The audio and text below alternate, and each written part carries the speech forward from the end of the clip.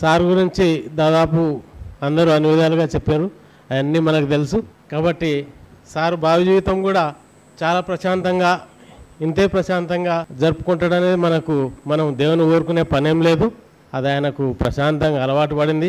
ఆయన ఏదైతే false prestige ఉంటుందో మనిషి దగ్గర, అది రెండవది గర్వం, అహంకారం, ఇట్లాంటివన్నీ వదిలేసిండు.